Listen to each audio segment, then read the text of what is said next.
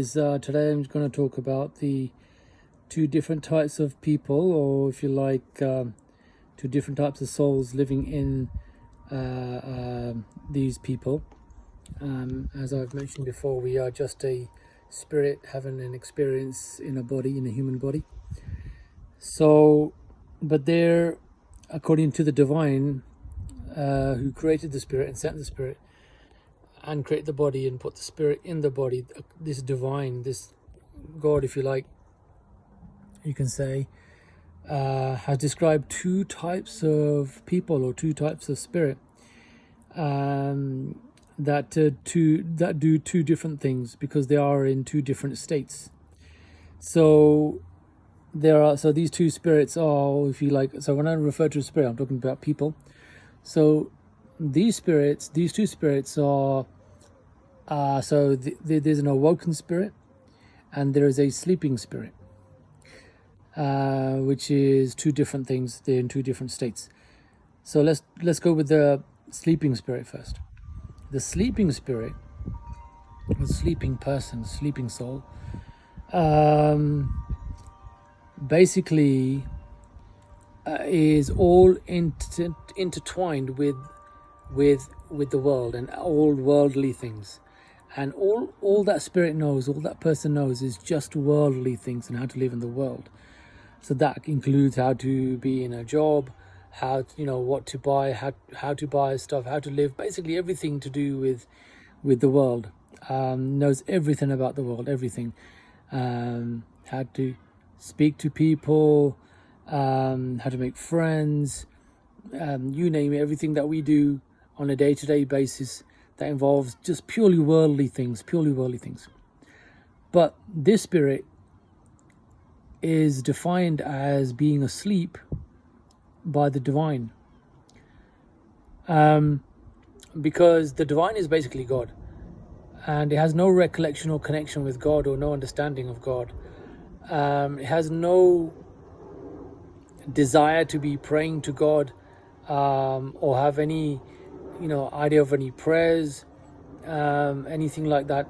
It is just purely here to live in the world, and is living in the world and doing just purely worldly things. It only goes by what he can see with his eyes and hear with his ears, but has no, because you can't see God. God is not visible and you can't hear him. So it doesn't really believe in this God, that this God actually exists or not. It can't say that it does, because it's purely based on logic. This guy or this spirit is purely based on logic, and if you can't see it, it doesn't exist.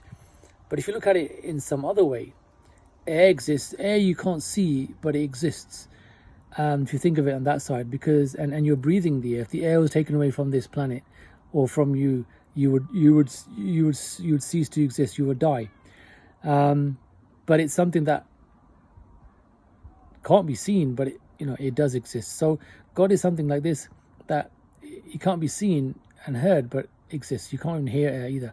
So that's one analogy. So, but anyway, but this kind of person, and many of us are out there like this, is referred to by the divine, by God, as the sleeping spirit. So what's it sleeping into? It's only sleeping into only what it sees as is just the world, as in nothing else. So it's not, it doesn't know anything about God. So that's basically the other one. The awakened spirit does all those worldly things, just like the other guy, but it has some connection with God. It has an understanding of God. That spirit has an experience with God.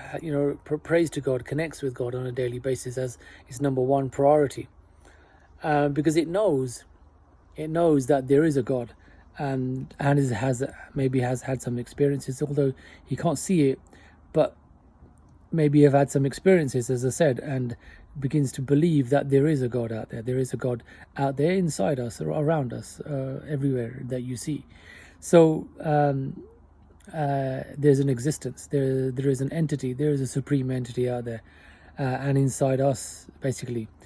So this person knows that this is the awoken spirit, and there are two different types of people, actually. So now the end result of the awoken spirit who stays awoken like this and lives life like this, with connecting with God on a daily basis, and has an understanding and discovering God, that discovers God. What is God? How do you discover God? Goes to some kind of temple or church and begins to have a connection and understanding and seeing the power of how, compared to our power, we are minuscule compared to what He can do. When you start having these kinds of experiences, then you have more belief. But you need to go to a place of worship to start to, you need to go to His house for, regular basis, to start having these experiences, or sitting with people and spending time with people who have these experiences and ask them how they have had them and what they've been through to get that. So the person who's doing this, the awoken spirit, is basically on a path to God's house. When this soul, when it leaves the body, it goes straight to God's house because it's been doing God's work and it's been connecting with God. And that's where it ends up in peace and happiness. It's basically done his homework. God is sending that soul here, and the homework of the soul is to remember God. And it's done his homework. He's done it. So he's there. It goes back there into peace and happiness. The other one, the sleeping spirit, the sleeping soul, doesn't go there. When it finishes here, because it has no connection and understanding and love for God, or even made a decision to try and find out, or sit with people and get this knowledge and find out what this is about, and just lived completely in the world. That person, the end result of that person, is basically a severe punishment according to what the divine mentions.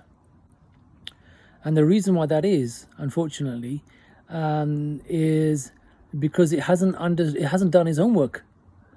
That soul hasn't done his homework. He hasn't done what God has asked him to do, and has not had any experiences or walked that path at all. So it's basically now going to enter, that spirit, when it leaves the body, it unfortunately now enters a very dark zone, which we call hell.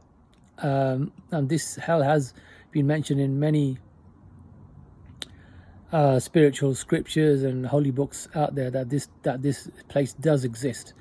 And Gurbani in Guru Granth Sahib Ji and Sikh scriptures, they mention very, very clearly many times about this place, and that it does exist. And if you have to end up going there, you're in some serious trouble, basically.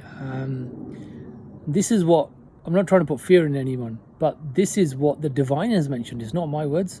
The divine is saying this, and since we're not really interested in the divine, that's a serious problem for us, because those who are not, that's a serious problem for us, because we're just doing what everybody else is doing, but in the end, we're just going to go where everybody else is going to go, those people who are doing those things.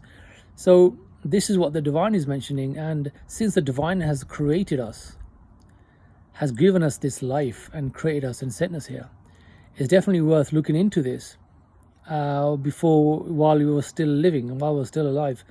And because there's a huge journey when you walk this spiritual path, there's lots to learn here, there's lots to do here, there's lot of changes that will come upon you. And if you haven't even started yet, then it's definitely time to do this. So take care. I'll speak to you guys later. Bye.